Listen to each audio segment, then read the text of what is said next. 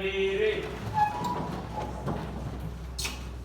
Putra Puspa Panganjaliwan. Om Swastiastu.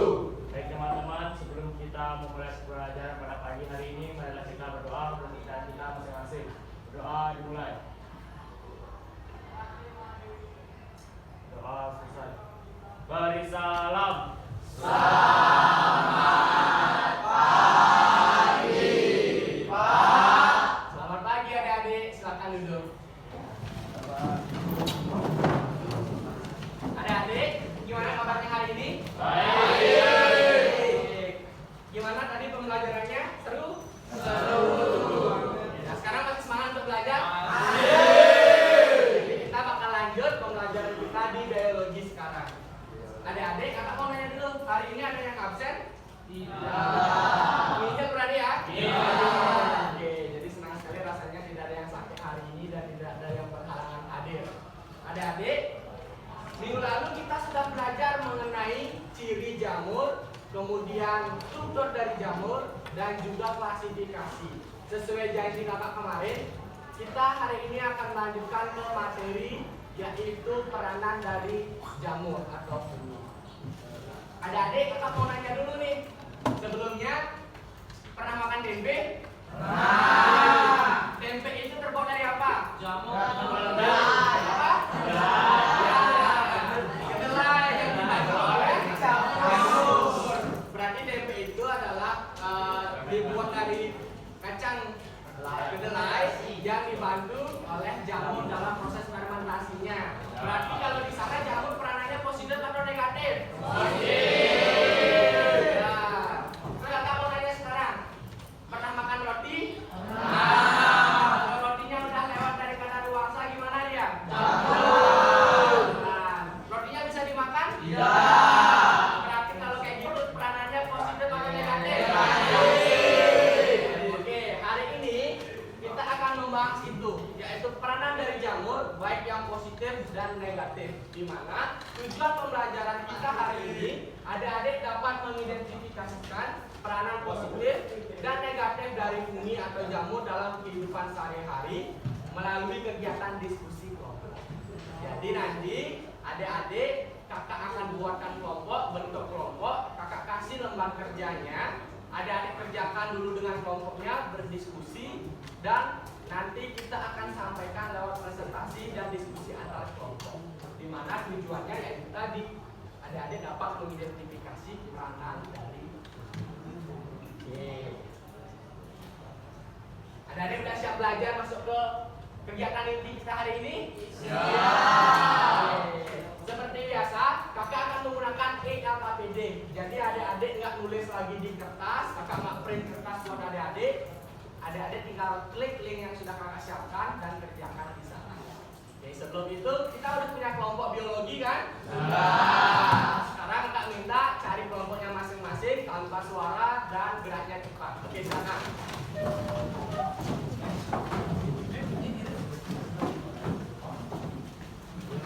Ada 8 kelompok ya kalau nggak salah ya.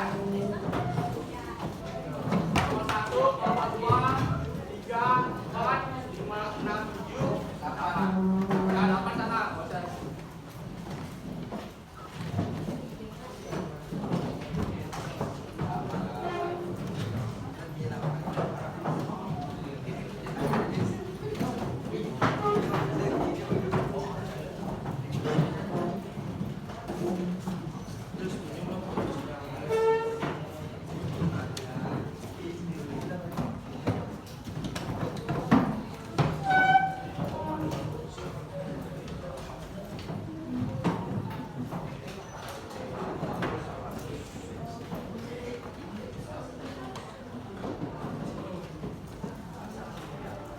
Oke adik-adik, udah semuanya dapat kelompoknya?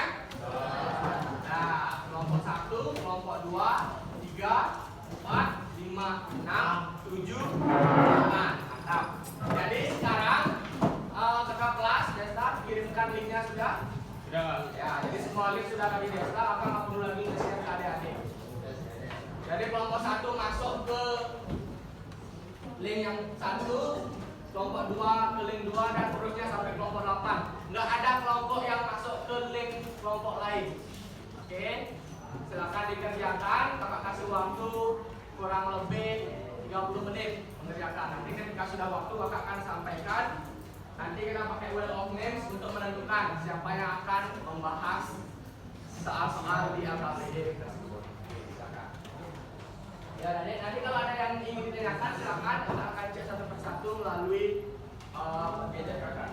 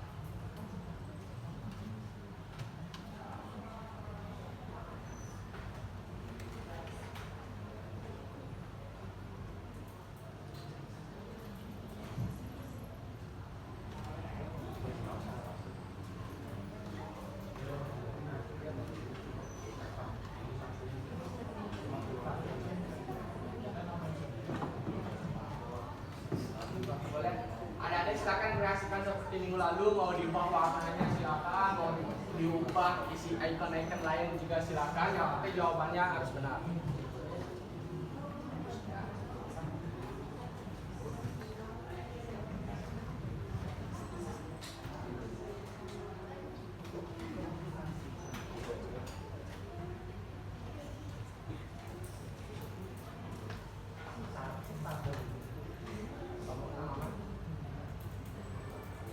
Jangan lupa identitas kelompoknya, nama dan name-nya, sama nama kelompoknya di sana ganti ubah.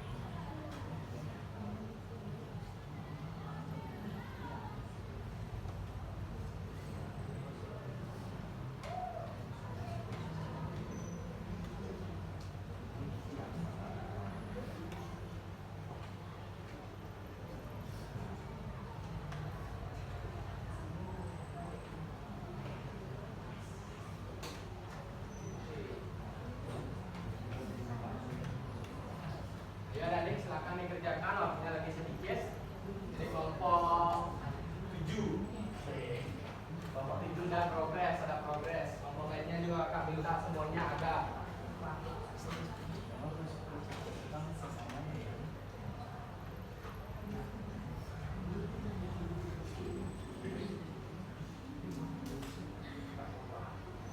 Oke, ini kelompok 1. Ya, waktunya lagi. Oke, lagi 2 menit waktunya. Silakan. Jika ada masalah, tolong disampaikan ya, agar nanti diskusi kita berjalan dengan lancar.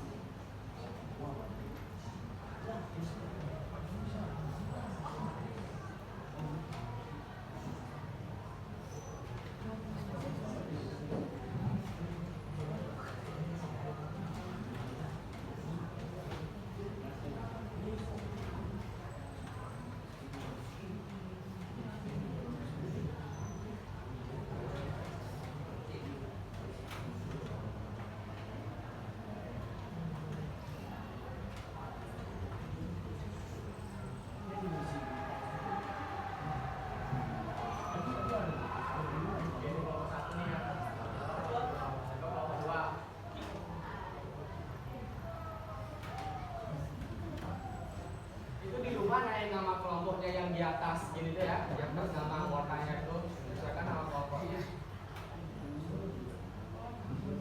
Ini kelompok 4 nih.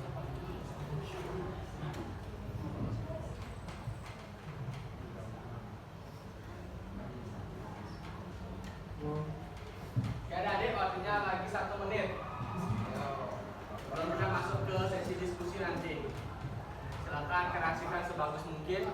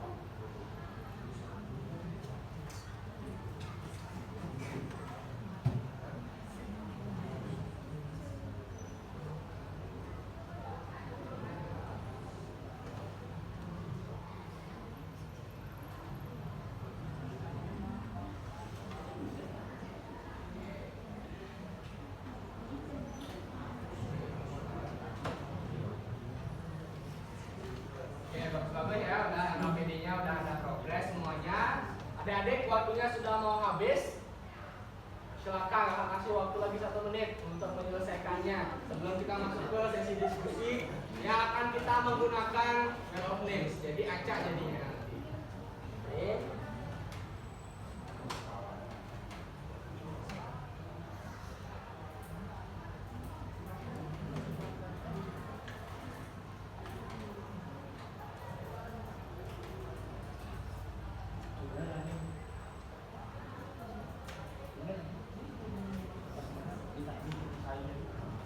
Oke adik-adik, waktunya sudah habis, silakan selesaikan pekerjaannya. Kita akan beranjak ke sesi diskusi sekarang.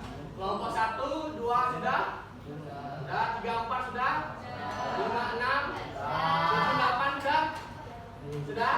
Oke, sudah semuanya ya. Jadi kita akan lanjut ke sesi diskusi. Sekarang perhatiannya, adik-adik akan mengarah ke depan dulu. Setelah itu sudah ada kelompok yang terpilih, nanti mengarah ke sana. Perhatikan jawaban temannya. Jika masih ada perbedaan atau ada yang kurang tepat, silakan ditambahkan. Bisa dipahami adik-adik? Bisa. Oke, kita mulai spin ya, yang akan mempresentasikan jawaban dari pertanyaan nomor 1 di LKPD. Jadi nanti kelompoknya berdiri, 1 orang menyampaikan. Oke. Kita mulai.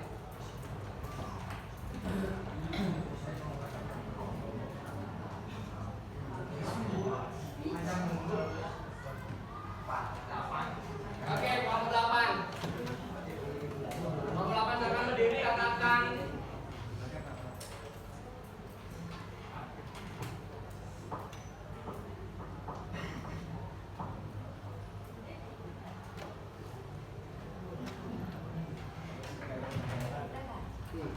Oke, silakan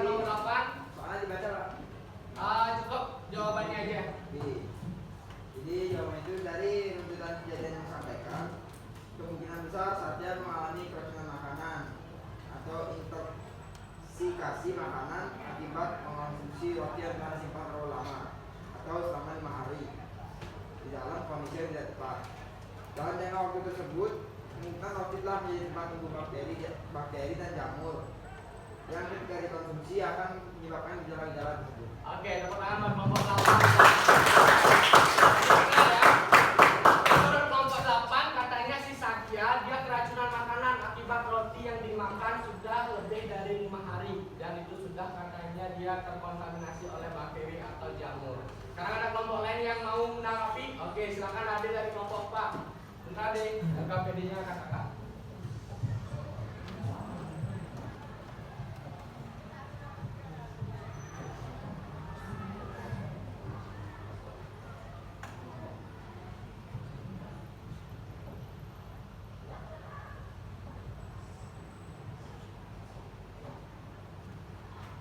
Oke, silakan Ade. Ini Saya ingin menambahkan sedikit dari jawaban Albert dari kelompok 8. Jadi Satya kemungkinan besar mengalami keracunan makanan akibat mengonsumsi roti yang telah disimpan terlalu lama dan terkontaminasi bakteri atau jamur. Gejala yang dialami seperti mual, diare, dan sakit kepala adalah tanda-tanda umum dari keracunan makanan. Menurut kelompok kami, salah satu spesies jamur atau bumi yang menyebabkan pembusukan pada roti adalah Rhizopus stolonifer dari divisio zygomicota. Oke, tepuk tangan. Oke, tadi bosnya sudah menyatakan jika Satya itu keracunan makanan katanya. Oke, kakak terima benar karena rotinya sudah 5 hari didiamkan. Sedangkan Ade menambahkan jika kemungkinan menurut kelompok 4 jika roti itu memang sudah terkontaminasi oleh jamur, tapi jamurnya itu sudah disebutkan secara spesifik, yaitu Rhizopus stolonifer dari divisio zygomicota. Oke, sudah bagus kelompok 1, kelompok 8 dan juga kelompok 4 sudah baik. Sekarang kita akan lanjut ke pertanyaan nomor 2. Kira-kira kelompok mana yang akan menyampaikan? Kelompok 4 sudah tadi ya, Kak. Kita mau dulu. Kita scroll. Oke, kelompok 5. Kelompok 5, siapa yang akan mewakili? Oke, silakan. Bentar, kakak akan cari dulu Kak punya kelompok 5.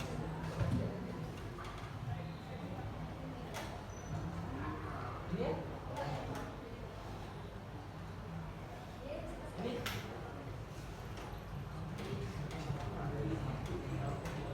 Oke, silakan adik. Nomor 2.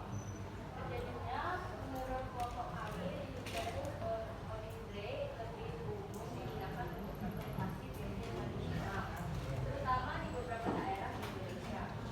Jamur ini juga ditemukan pada berbagai bahan fermentasi lainnya seperti tempe bawang goreng dan Rhizopus oligosporus lebih sering digunakan dalam memproduksi tempe modern, terutama di luar Indonesia, karena dapat menghasilkan tempe yang lebih bersih dan lebih tahan lama.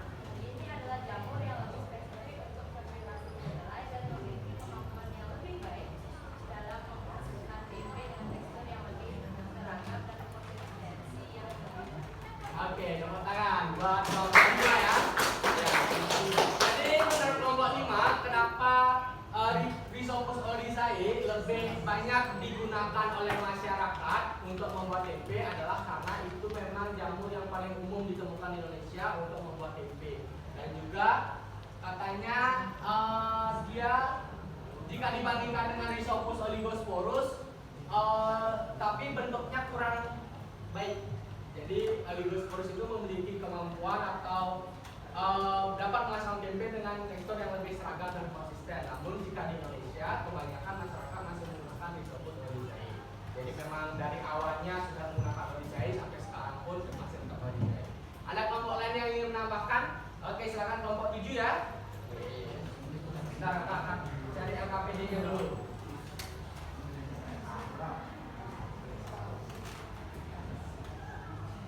Oke, kelompok 7 silakan. Ini jawabannya. Rhizopus oryzae cenderung memfermentasi kedelai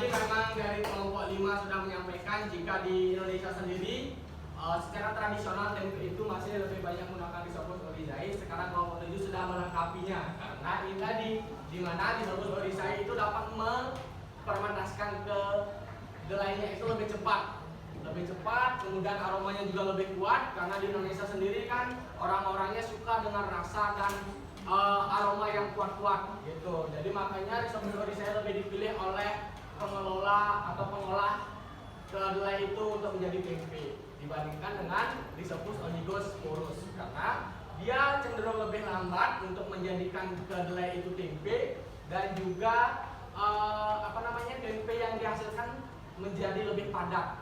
Sedangkan masyarakat Indonesia itu cenderung lebih suka yang tempe yang lembut. Maka dari itu masyarakat lebih memanfaatkan Rhizopus oryzae untuk membuat tempe. Oke, adik-adik, sekian proses diskusi hari ini. Semuanya sudah bagus. Kakak cek juga nanti LKPD-nya semua kelompok. Apakah semuanya sudah sesuai dengan apa yang kita diskusikan hari ini? Oke, sekarang kakak minta salah satu dari adik-adik untuk menyampaikan kesimpulan dari pembelajaran inti kita hari ini. Ada yang ingin menyampaikan? Oke, silakan Desta. Yang lain dengarkan Desta menyampaikan kesimpulannya. Jadi kesimpulan pada pembelajaran pada pagi hari ini itu ada dua, yaitu peran positif terhadap peran negatif pada jamur. Jadi kan contoh pertama pada itu peran negatifnya itu pada kasusnya Satya, di mana itu keracunan dengan rotinya disebabkan oleh jamur Rhizopus stolifera dari divisia zygomicota.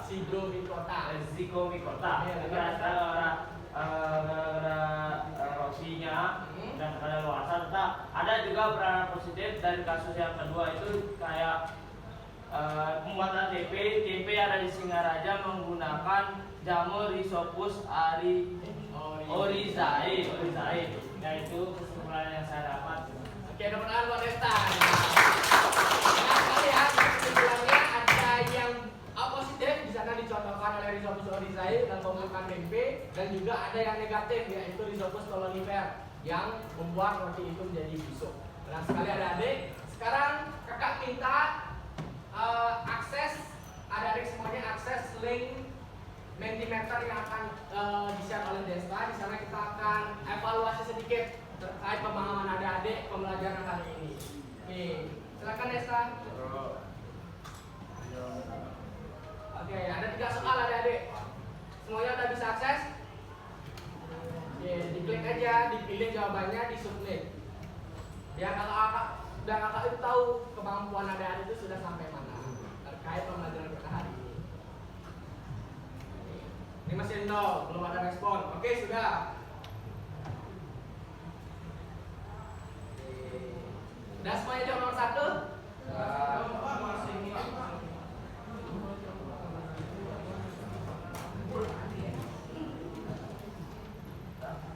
Oke, sudah semua? Kakak next ya. Oke, kalau emang belum muncul refresh saja page-nya. Nomor 2 terkait peranan fungi untuk pengolahan makanan. Oke, pembuatan tempe. Sudah ada 15. Sudah ada semuanya. Kakak lanjut ke soal terakhir. Nah, soal terakhir, ayo dijawab. Pembuatan tempe menggunakan jamur spesies apa? Oke, sudah ada 8 orang yang benar. 16. Oke, tampaknya udah ada 1 orang yang salah.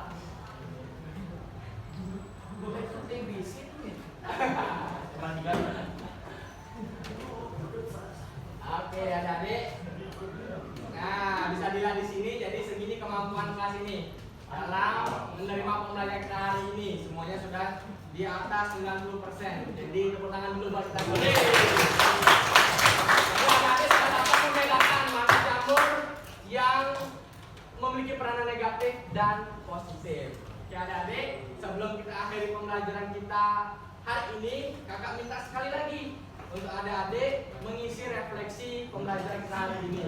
Di mana ini dapat adik-adik isi perasaan adik-adik, kesan-pesannya dan masukan untuk bagaimana pembahasan kita ke depannya. Silakan diisi, boleh anonimus, boleh isi nama, silakan. Nanti kakak baca satu-satu di rumah. Oke, silakan diisi dulu. Kakak kasih waktu 1 menit. Linknya belum Pak. Ya, linknya Iya. udah di Desta. Di atas. Oke, ya silakan diisi. Sambil itu, kakak mau review sedikit nih. Tadi kita sudah belajar terkait peranan. Adik-adik sudah mengerjakan LKPD, sudah diskusi, dan sudah disimpulkan tadi oleh Desta bagaimana jalannya pembelajaran kita hari ini, dan juga sudah melakukan evaluasi di mana kakak ingin tahu kemampuan adik-adik itu segimana. Sekarang kakak minta refleksinya untuk pembelajaran kita hari ini dan berikan masukan kepada kakak bagaimana untuk kedepannya. Silakan.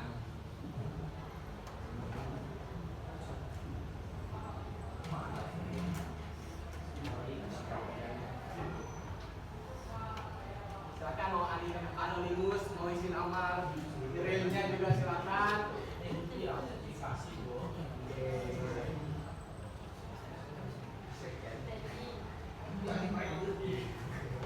Semuanya ini baru berapa orang nih, baru sedikit.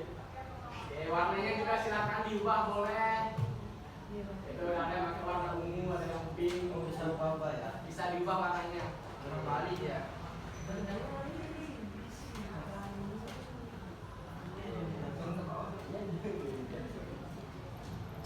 Oke, semuanya udah ngisi Padlet? Oke,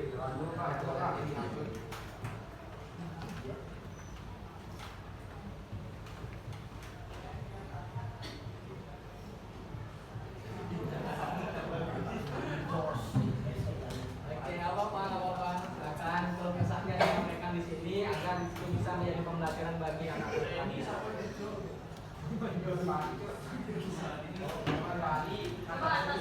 Oke adik-adik, terima kasih. Nanti yang belum bisa diisi setelah ini. Sekarang karena sudah jam, kita akan akhiri pembelajaran kita hari ini. Untuk kelas silakan. Baik, berdiri.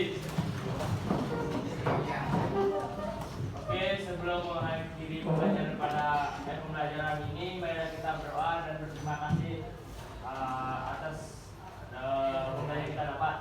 Nah, berdoa dimulai. Berdoa selesai. Aturang barang sakti.